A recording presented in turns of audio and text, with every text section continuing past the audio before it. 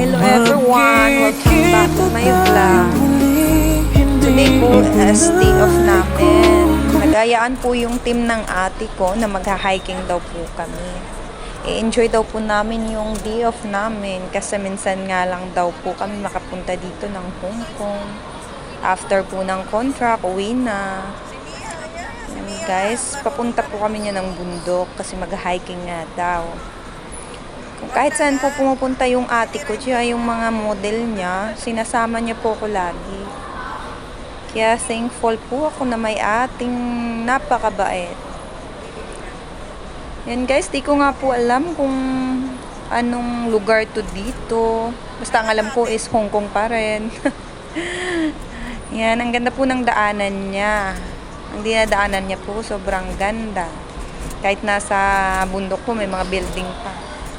Pero guys, alam nyo po, hindi to dito natatamaan ng lindol.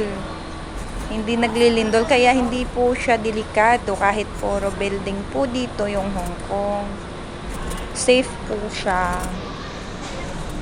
Ang ganda na po ng ano niya, yung mga puno niya. Tsaka sa gilid niya, mga bato-bato yan. Pero hindi delikado. Ito nga po yung tour guide namin. Boyfriend po siya ni Ate Hana. Yan po yung girlfriend niya. That's a Wilson Trail as well. This is Wilson number 5 and 6, I think. And this one,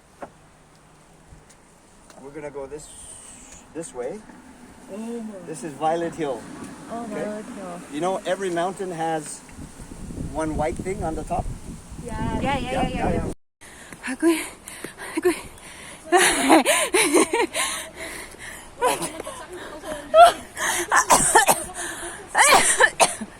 Guy, ay, parang di ko kaya.